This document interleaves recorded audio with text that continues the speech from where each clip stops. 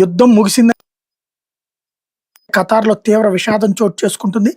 అక్కడి అత్యంత కీలకమైన రస్ లఫాన్ పారిశ్రామిక నగరంలోని గ్యాస్ క్షేత్రంలో ఆదివారం రాత్రి భారీ పేలుడు సంభవించింది. ఈ దుర్ఘటనలో 13 మంది మృతి చెందగా వారిలో 12 మంది భారతీయులైన నిర్ధారణ అయింది. మరణించిన మరొకరిని పాకిస్తాన్ సంతతి వ్యక్తిగా గుర్తించారు. పేలుడు తీవ్రతకి 66 మంది గాయపడ్డారు. వాళ్ళలో ఖతార్, భారత్, పాక్ సహా పలు దేశాల వాళ్ళు ఉన్నారు. ఇక్కడ బాధాకరమైన అంశం ఏంటంటే అక్కడ లోకలోడు ఎవడూ చచ్చిపోడు. ఎందుకంటే లోకలోడు అసలు ఈ చిన్న పనులు చేయరు. ఈ పనులన్నీ మా ఈ థర్డ్ వరల్డ్ కంట్రీసే చేయాల్సి వస్తుంది. అది అక్కడ విచిత్రం.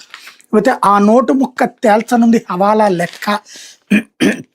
వైకాపా ప్రభుత్వంలో 195 కోట్ల మద్యం సరఫరా కాంట్రాక్ట్ని Sigma supply chain solutions private limited, Prasad transport కట్టబెట్టారు. సిగ్మా సంస్థ నుంచి పల్లు సందీప్ అనే వ్యక్తికి చెందిన సుదర్శన్ కన్స్ట్రక్షన్ సబ్ కాంట్రాక్ట్ తీసుకుంది. సిగ్మా నుంచి సుదర్శన్లోకి అక్కడి నుంచి సునీల్ కుమార్కి డబ్బు చేరిందని, వాటిని సునీల్ కుమార్ హవాలా ద్వారా దారి మళ్లించి ఆస్తులు కూడబెట్టుకోవడంతో పాటు గత ఎన్నికల్లో ఖర్చు పెట్టినట్టు తెలుస్తుంది. ఇప్పటి వరకు హవాలా ద్వారా లావాదేవీలు జరిగినట్టు గుర్తించారు తప్ప ఆధారాలేవి లభించలేదు. సునీల్ కుమార్ ఇంట్లో లభించిన నోటు ముక్క ఆ ఫోటో తిరుగులేని ఆధారంగా భావిస్తున్నారు. ఈ మొత్తం కుంభకోణం విలువ 195 కోట్లుగా ఈడీ లెక్కగట్టినట్టుగా, అందులో అధిక శాతం డబ్బు ఎటు మళ్ళింది అనేది ఈ ఆధారం బట్టబయలు చేయనుందని భావిస్తున్నారు. నోటు మొక్క ఫోటోని ఎవరికి పంపారో గుర్తించి ఆ వ్యక్తిని విచారించబోతున్నారు. దాని ద్వారా మరిన్ని లావాదేవీలు బయటపడే అవకాశం ఉందన్నటువంటిది హైలైట్ చేశారు. లక్నోలో